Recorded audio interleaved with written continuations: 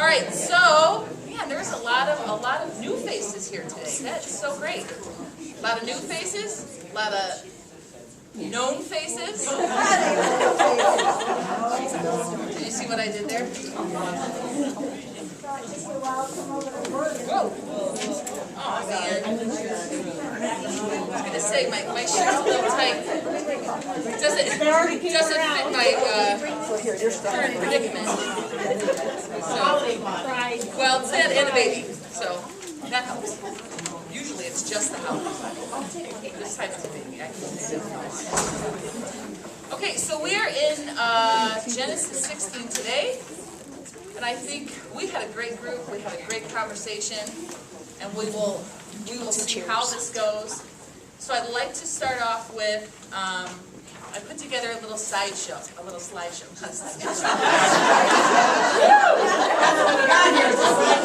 gotta pay for that.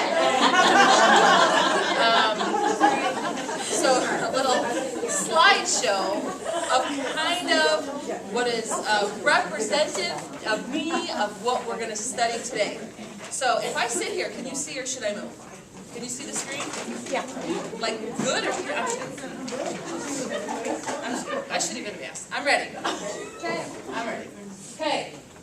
These are optical illusions. So what they appear at first glance, are not always what they are. Right. Yeah. So take a good look. Right? Oh my gosh. I know it. Looks like you got a tiny little body with a big head. Yeah. And a man arms on a woman. Or is he a man or a woman or what? Well, what's really going on? Who can tell me? He's hugging the girl. She's got her head on his shoulder. But it acts like a guy. Yes. All right, next slide. He's got some pretty nice jeans going on.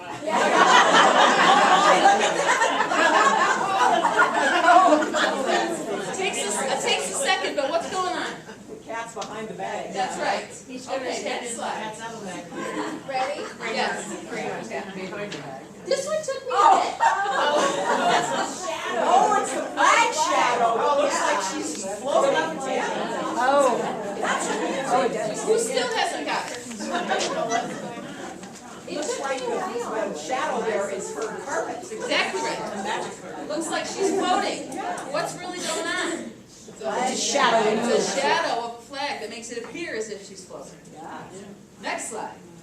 Oh, I see. Okay. Oh! So you got a guy sitting down, a couple guys over there. Oh, what? They're walking up. Oh, it's like sideways. They're holding themselves up. Ooh, I like this. What's going on? I have no idea. Someone's put the camera on the ground. Right. What's our clue as we look at the picture? How can we tell that someone's standing on that? So we have to look somewhere else in the picture in order to find out what's going on, right? So what's happening then? They're on the ground, right? They're laying. That's right. They appear to be just standing, but they're not. Guy's laying on the ground, the other guy is holding himself up on the ground, which I could never do. I'd die. And then the other guy's doing the same thing. The interesting thing is we have to look somewhere else, right? To get a picture of what we're looking at. Next slide. Ooh, looks like it's the train. it's the sun. What's it look like? Looks like an eyeball. What is it? Right. It's a wow. Exactly. You got to look again. Oh. First one I got. I don't even know how many I have. Next slide. Oh my gosh. Oh my gosh. Looks like they're laying on it. What does it look like? Somebody's drinking. Looks like a bottle. My husband was like, this way, he could not get it. He's like, why is that helicopter so tiny? Why is that bug so big? So what's really going on? The helicopter is way away. Exactly right. Helicopter is way away. The cup is here. You've got a tiny little ant on there. We have to look again. A little closer. I think I got another one. You guys. What's it look like? Looks like she's chopped in half. Yes. What's really going on? Her camera is camouflage. She has the same color shirt, right, as the waves It's lined up with the latest. It looks like two pictures put together. It does. Yeah, it does. I spent way too much time on this. Way too much time. I mean, my kids are like, what are you doing? So I'll sit there. Next one. Oh my goodness. What's it look like? Looks like you're walking in midair. Yep. What's going on? Floor's painted. Yeah. No, the floor is glass or something reflecting the walls or something. It's all painted. It's all one painted. It's pretty crazy. Next slide. Makes you dizzy. Here we go Same again. thing again. Same thing. It's not as it appears. These people to me have far too much time on their hands. I think that's the last one. Okay, excellent. All right, what did you guys think of that? That's cool. Yeah? Illusions. Thank you. It's very much how I feel about this lesson. Okay? Maybe you guys all got it, and this was an easy piece of cake redemption story, and you saw it. I didn't. I didn't see it. There's a lot in here that I really had to look closer at, and I had to look for a while. Then I had to look again, then I had to look through different eyes. So let's go through a little bit of that together, keeping in mind that things are not always as they appear.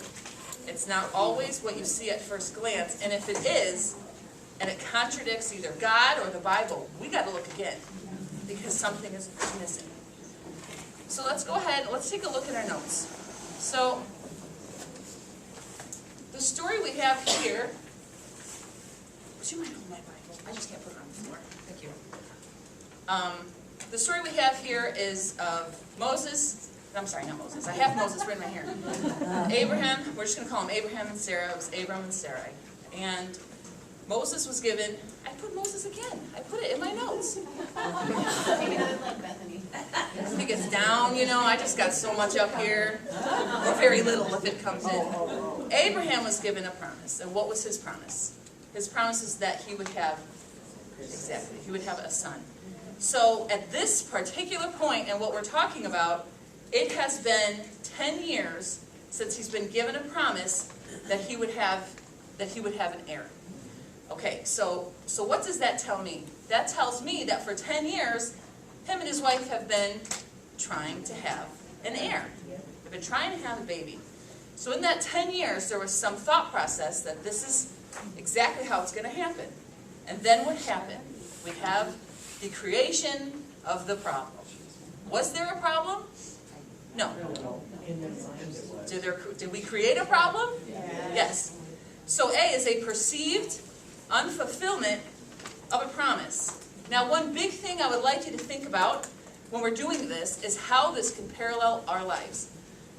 I think in the scripture, I totally believe that most things that we read are totally applicable to us.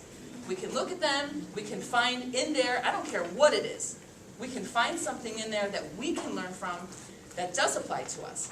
So as we're looking at this, let's look at this. We say, do we have a problem in our life? Sometimes we don't, but we create one. So let's look at a perceived unfulfillment of a promise. So Sarah says to Abram, see, now the Lord has restrained me from bearing children. We have a problem. So what are we going to now do, which is not unlike a problem we have as Christians, right? This is what God told us to do. What's my part? What am I supposed to do? What am I not supposed to do? And then that's a lot of times where we start to fracture. It can be very difficult in those types of situations, which is again why we have to look a little bit deeper, because it happens in all of our lives where we have things, and sometimes we just have to make decisions and we have to make choices. So when we have a perceived problem, now we have to move on to a manipulated solution. Has anybody ever done this? Yeah? Has anybody ever done this? Oh, yes. I haven't, I'm asking you. I'm on the same side as you. Come on. I have. Female use manipulate. That's right. So at some point, right, the waiting became unreasonable. So this thing that God had said and he had put together, now we're done with it. It's unreasonable. Now I must step in and I must do something. Because then Sarah says, go into my maid, perhaps we shall have children by her. And then my point is thinking, have you ever been there? Have you ever been in a place where you have a hard situation, you have no clear plan, perhaps we manipulate some part of this. I think it's very easy to manipulate. Maybe it's not even intentioned. Maybe it happens. When my daughter was sick, I was thinking about this a lot. My daughter had cancer. She started when she was 4 years old. And so throughout a lot of that time, there was a lot of things that came up, a lot of things that popped up. Is this God? Is this God? Do we do this? Do we go here? Do we move? What do we do? And so a lot of it became, even with good intentions, some of it was even a manipulated outcome. What do we do to get the results that we want? How do I have to move? And I'll talk a little bit more about that as we continue with our steps here. So we have our two, now remember, this is a very people-y problem, right? These are very people-y people. We think of Abraham, and we think of, which he is, the Bible says it, he's a righteous man, right? And there's some things in here I plain don't understand. I don't understand it. Because just looking at this front part from a human perspective, you're thinking there's so many pieces in here, and as we move on to the consequences, there's a lot of hurt. There's a lot of things that just don't seem right. Because what happens when we do this? Well, in this particular story, became a hostile environment. Now, and that's when she saw that she had conceived, her mistress became despised in her eyes, and when Sarah dealt harshly with her. So we have two things that happen here. We have a slave girl, right, who had no choice in the matter of what position she was going to have here, or what she had to do. She was the servant. She was from Egypt, I'm assuming from when they went in and Pharaoh had sent them all out because Abraham had, lied. But so they sent him out, and here she is. So this young, probably beautiful girl. So she goes in, and they have this child together. Who knows how that would make you feel as a human being? All I know is how we look at it right now. How would I feel in the current world I'm in? I feel pretty bad about it. She might have felt used. Felt used? There's a whole list of things. And here comes my problem. My humanity is injected into this story, as now it starts to sway it a little bit.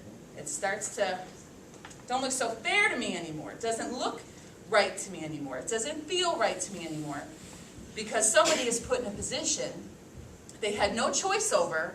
Now she did have a choice over how she reacted, but that is how she reacted. So then, in return, Sarah's dealing very harshly with her. So harshly, we find out, that she leaves.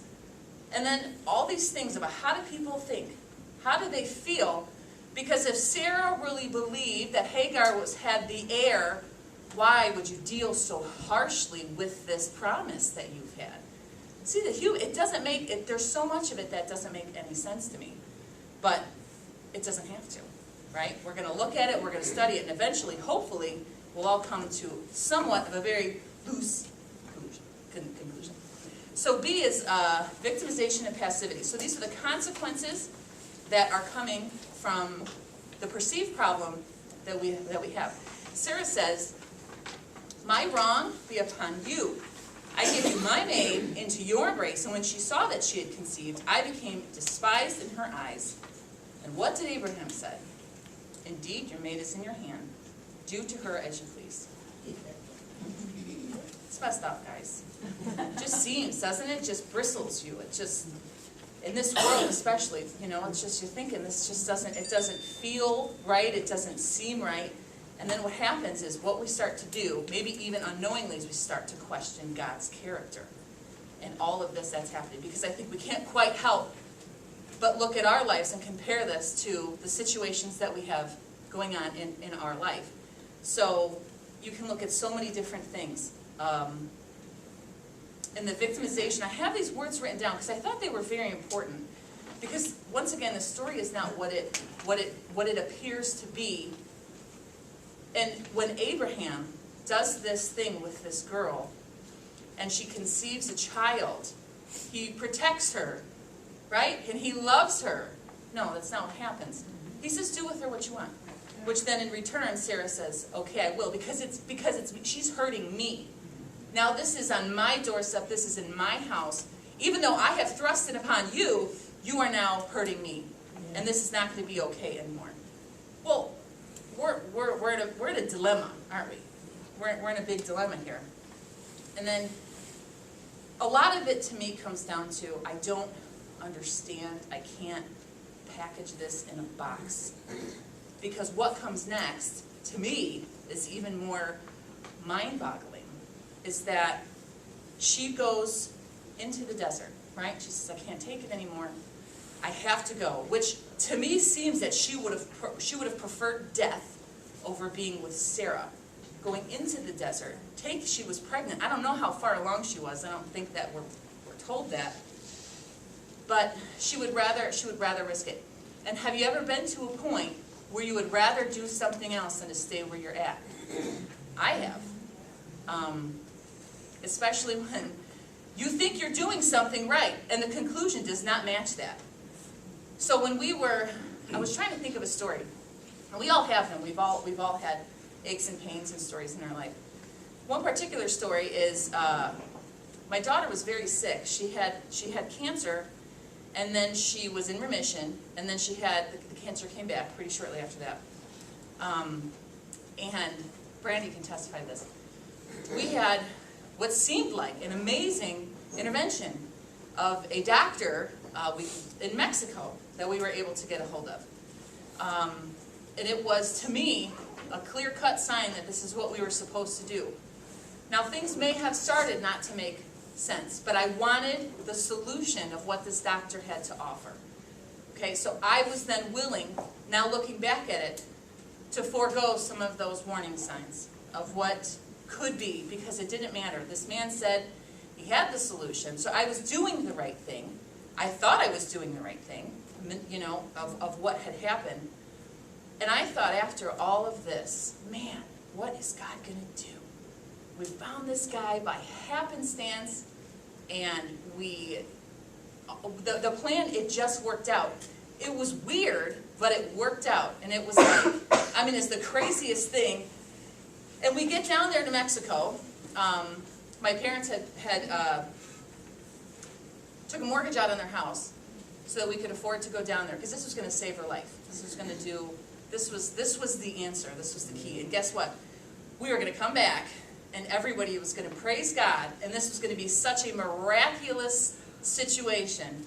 And that is what I thought, okay? When we went down there, from the moment something happened, and it stirred in my spirit, okay? And part of what I'm saying this for is to compare it to the hopes that we have and something, and what we're willing to do to find that end. And so in Mexico, it was a very short amount of time before we realized something was very wrong.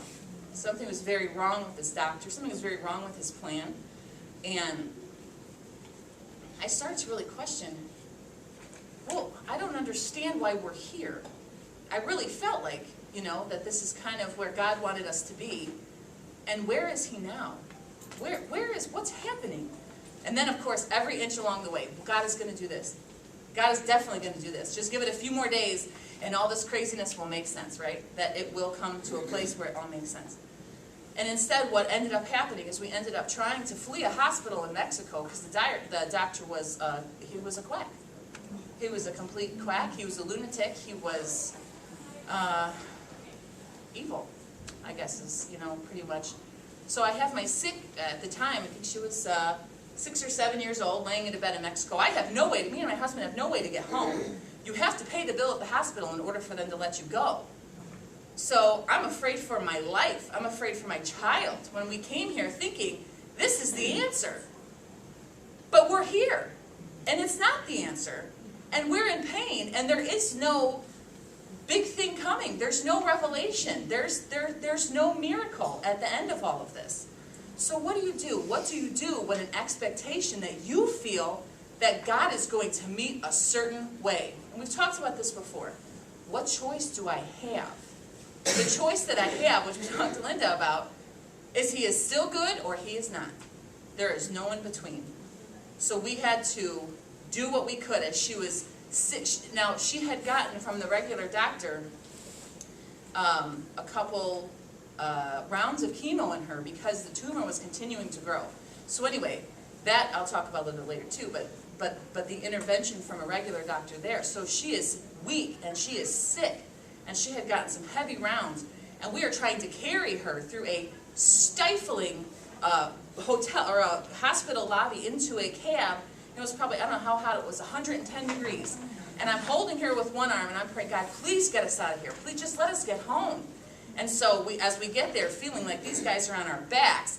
And at the moment that we pulled into the airport and got in there, and we sat on the chairs and just cried. We just cried. It was, the experience is very hard to put into words of something I thought that was going to happen and it didn't. So now what do I do with it? I don't understand it and I don't get it.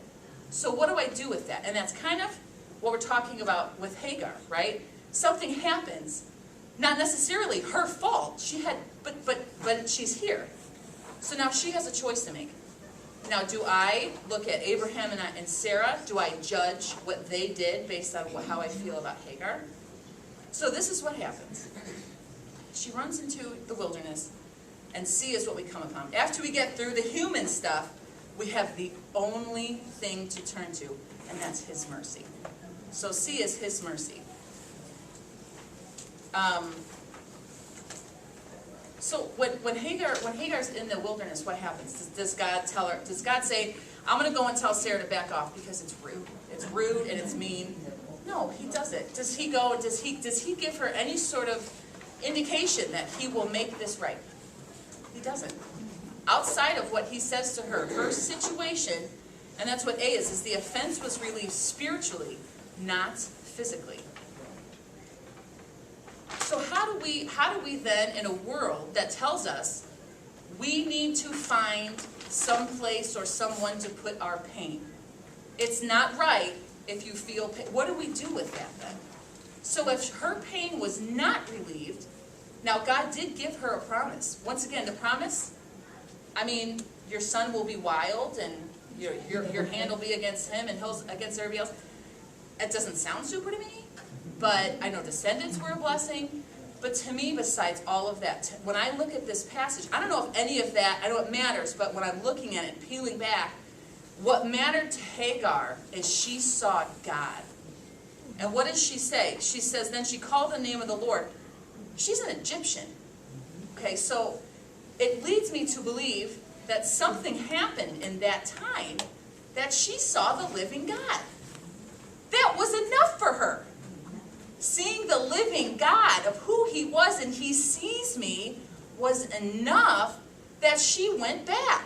God told her to go back, but if we know women, and I think we do, nothing's going to make you do something you don't want to do bad. If you were willing to go in the desert and die, but something happened. Something got me to think, you know what? There is no pretty bow to wrap up the story. There's not. Hagar doesn't get great vindication, and Sarah gets put in her place, and Abraham gets to talk about real man. That doesn't happen. So then how do we get to the place? I don't have one. The only thing I know is that God saw the real God. That's what I want to do. Hagar saw the real God.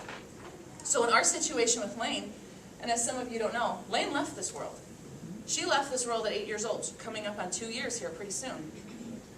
How do we reconcile that? We reconcile that is that we saw the real God. And here's another thing. With Hagar, and I think a lot of times, right, we look at a situation and we scramble. We're trying to find a way to make it make sense in our own brain. Because our humanity cannot take the fact that things are not justified, that people are not relieved of their misery. So what do we do with that? People used to say that with Lane. You know, or they would say, I don't know, all sorts of things about, well, how maybe she felt or this or that. And I would say, don't you dare. Don't take that away from her. God took her home. She trusted Him. She loved Him. Don't you take that away. Do you see? When we trust God and we need nothing else, something happens. We are free. We're free. Freedom happens, and an amazing thing, the least when you expect it. Did we get what we wanted? Not what we thought we wanted, right? We didn't get that. And a lot of people don't get that. But let me tell you, I'm more free than I've ever been in my entire life. Lainey's more free than she's ever been in her entire life. So something happens, and to me, I look at Hagar, she was okay with it. So I want somebody to say, Bethany has every right in the world, right, to say, you can be jaded, you can blame the church, You can blame your neighbors. You can blame all of these people of why you have a problem. I don't want them to. I want them to say, she saw God, so none of that mattered. B is a landmark was established to remember the faithfulness of God. In the well of that, when I looked up, said, liveth and seeth, the God who liveth and seeth me. And so, do you have those in your life? Do you have those moments that you can turn to and you can remember? I think they're very important. I don't know how you do it or how other people do it. I like to say snapshots, like in my head. I remember when I was dating my husband and something happened. I just remember that in that particular moment, I told myself, remember this, because in hopefully 20, 50 years, when you think, what did I do to marry this man? You know, these things. You can look back in that moment and go, that's why. I remember, that is the reason why I do it. Take snapshots in your head, in your heart, because we forget so easily. Did Hagar take this along for the rest of her life? I would think something there went along with her. She built this well. This is what it was about, or this is what she named the well. And a big part of what I had come to, the point, right, the conclusion, is what is he doing with me? We see a struggle in our society, in our churches. We blame everything, and we blame everybody. And we don't go to church because of that person. We don't read the Bible because of that person. What does that have to do with you? What does it have to do with me? And that's the morality. If we could all gauge our own morality, I think we'd be okay. The problem is, and this is my main point, is what I do with God can't be justified by what people do to me. All the way around. And I think we all have stories like that in our life. And I'll go to the questions really quick. Okay. Can you identify a time, an event, or a circumstance that may need a second look to identify God's invisible kindness? So just like we looked up on there, might not seem like it. There might have not been a clear outcome. We might not have it wrapped up with a bow and a victorious story. It might be ugly as sin, right? And it might hurt like the devil. It might. But can you go back and can you see? The reason I put invisible kindness is just that. It's all over our lives, right? It's all over everything we do. It's all over His grace towards us. But so often, we choose not to see it, we don't see it, or we're so focused on our human eyes that we can't open our heart and see spiritually, what is God trying to do here? So if there's those things that you can look back and you can find God's invisible kindness, because I guarantee you'll find them. And like just like with me, even reading this, I mean, I told Linda last night, I had a dream, man, I had it locked down. Like I had just these great questions, I had everything. I woke up, I couldn't remember any of it, I don't know if it was any good, but in my dream it seemed on point. And then the last question is this: is your soul at peace with the God who sees, when nothing seems to change or get better? Because if it's not, you'll never have peace. If it's not, you'll never have freedom. So freedom and peace have got to come through seeing who He really is and nothing more. That's it. If I don't get anything else, if I go back, if I stay here in the desert, if you're with me, that's all I need. And to figure out then, how do we get to that place in our life? Because there will always be a thing. There will always be a person. There will always be something that will stand in the way of that. But it comes down to the decision that we make personally, right, for our lives, of what do we do with the God who sees us. All right, let's pray. Oh, dear Lord, I'm so grateful for you. And I just realized that I didn't pray beforehand. I really hope you bless that. Yes. That I love you, and I'm just so grateful that you're the God who sees, and you're the God that will redeem all things, even in this life. And it will be hard, and because this isn't our promise. This is now. We have the future, and I cannot wait. I cannot wait to sit at your feet, and I cannot wait to be with you for the rest of eternity. And that way, today is all I have to do. And I just pray for these ladies, God, that there's just anything out of my feeble, fumbling words, Lord, that would strike their hearts. And I just pray that all glory be to you. And I just thank you for who you are. And I hope that we can all come together next week. And we love you. We love you. We love you. In your name, amen.